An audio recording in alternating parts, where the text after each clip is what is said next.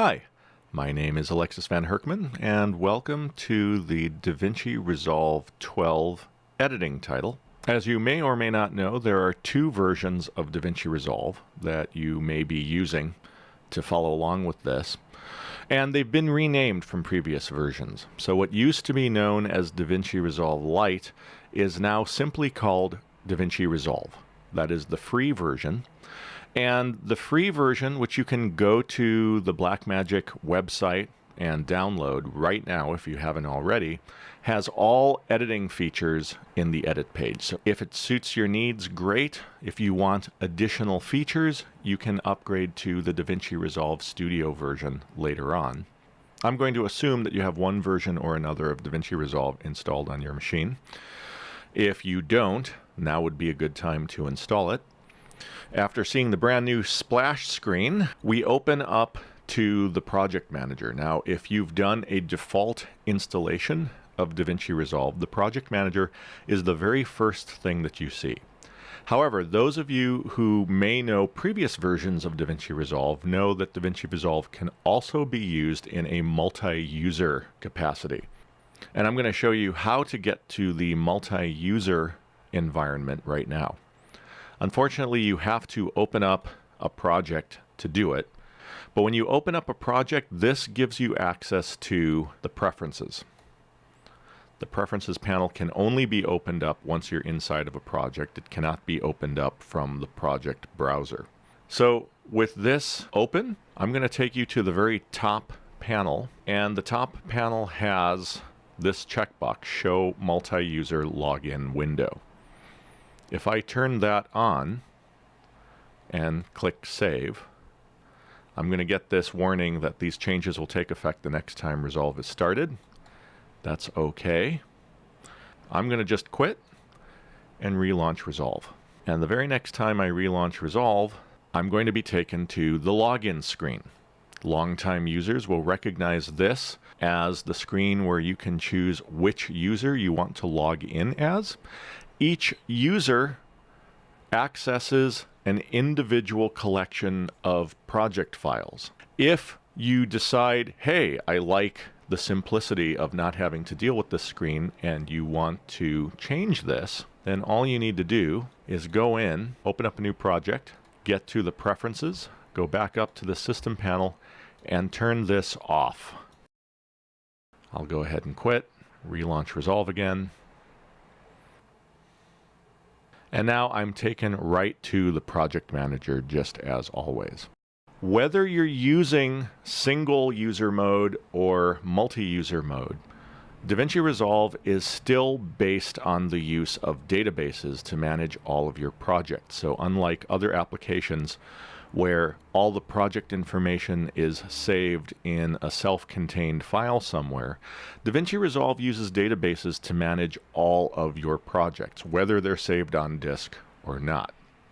And you can access all of the tools for managing these databases using this little pop-up menu up here in the corner. If I click Database, it takes me to the Database Manager, and this is where I can manage all of the databases that I happen to have installed on my system.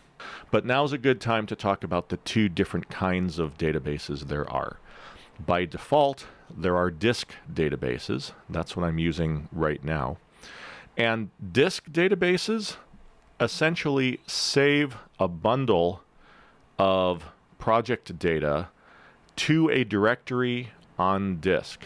So disk databases give you essentially a place where directories can be seen and browsed in your file system. However, you're still going to be managing them using the project manager.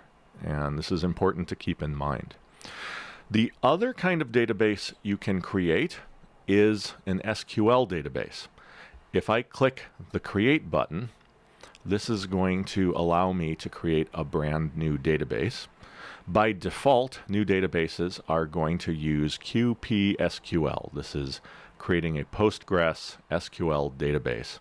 I can switch this to disk if I simply want to create another disk database in a different directory of my choosing. But if I just create an SQL database and give it a name, And then I'm going to give it a database name. The database name cannot use special characters and it cannot use upper caps. So I typically just use the label as the database name just to keep things simple. I leave everything else as the default and click Create New Database, at which point my new database has been created. Clicking OK. The reason I bring this up is that SQL databases are faster to save than disk databases. It's just the way they're created. When you've created a database, and especially when you've created an SQL database, it's important to know that you can, even though SQL databases are hidden, back them up, restore them from backups, and reconnect them if you ever decide to disconnect them.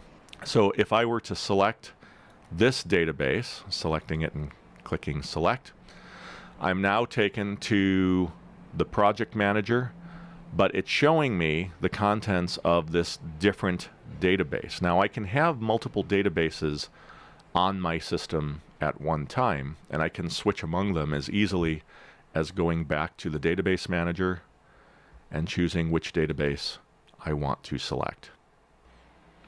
If you decide that you want to stick with using disk databases instead of SQL databases and you want to create another one, I'll just show you that right now. Go back into the database editor, click Create, change driver to disk, and now you only have two things you need to change. The name, and I'm going to call this test database, and then click to select a directory as the instructions say. When you click that field, you're then taken to a dialog where you can choose where you want the directory to be stored. I'm just going to choose this volume right here just because, and then click Create New Database.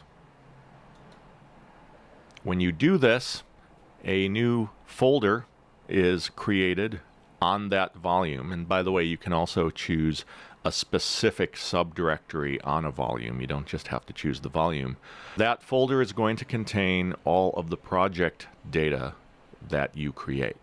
I'm going to go back to using this Ripple Training 2 database that I've already got set up with the projects that I need. At this point, it's a good time to take a closer look at certain preferences that are going to be important for using DaVinci Resolve on your system.